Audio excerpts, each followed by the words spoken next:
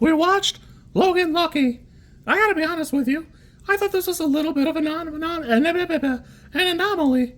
For me, it's got a pretty big cast for like a movie I don't think I've ever seen a trailer for, but I've seen a couple clips here and there, and I always like seeing Daniel Craig do something kind of crazy, and one thing he does good that's crazy is that corny southern accent. But even beyond that, it's got Hilary Swank, Adam Driver, Channing Tatum. It's got a pretty robust cast for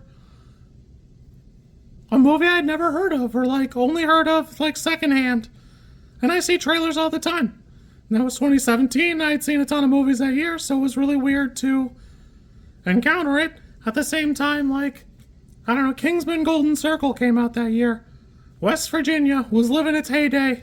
Somehow, again.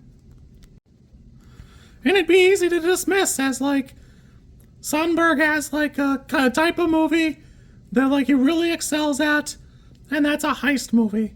But it's not really fair, because he's done other stuff. Some of the stuff I don't care for. I've always been super vocal about movies I don't like, and Soderbergh is definitely a like, director who sometimes does something that slaps, and sometimes something that fumbles. This movie, if you don't know, has such a good, rich history. Soderbergh worked really hard to make sure that he could finance it and do whatever he wanted and final cut it, to the extent of which, when he put it out, all it had to do was make one ticket sale worth of profit to be profitable. And I think that's really cool. Unfortunately, that was in 2017, so as much as that should have, like, changed the landscape and changed filmmaking forever, it obviously did not. Which is unfortunate, because I think something needs to change. I don't know what it is. It's not for me to know. It's not my thing. You guys gotta figure that out, not me. I'm out of here. But, I will say, for, like, as easy as it is to go, oh, it's just another heist movie, Steven Soderbergh, blah, blah, blah, blah, blah.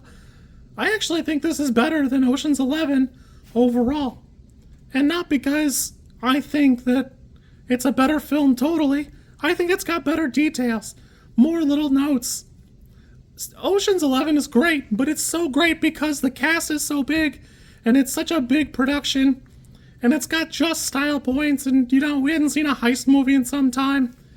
And then it really seems like it locks in. Even at the end, there are people who question why it's relevant that Hilary Swank is there in the bar. It's because the Logans have a history of things going wrong.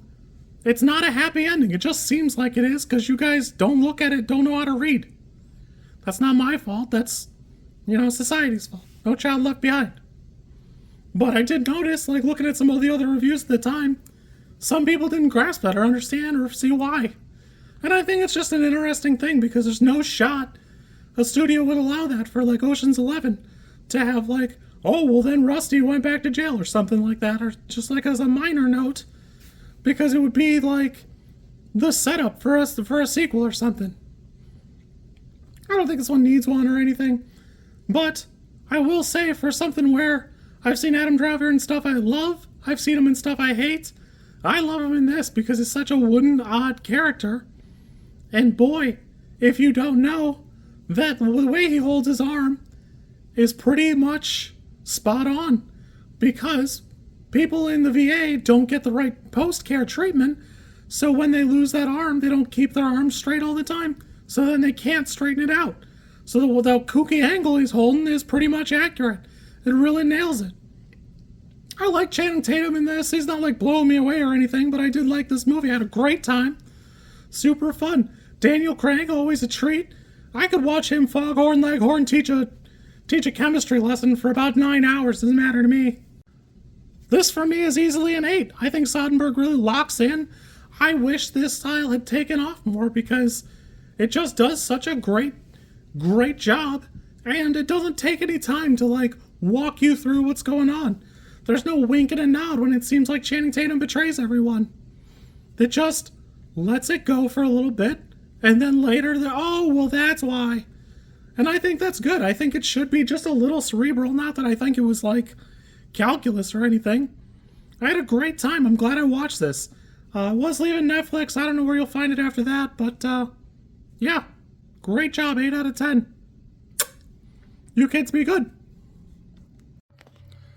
If you like this content, I'm supposed to ask you to like, comment, and subscribe. I think like is here, and comment is probably down there, and subscribe over there somewhere too. I think. I don't know how many times this like snippet is gonna make it into a video. Everybody says you should do it this way, and I always thought it was just like an annoying thing other YouTubers did. And as you know, I am bad at editing, so if you like it, great, I'm happy for you. If you don't like it, I'm sorry.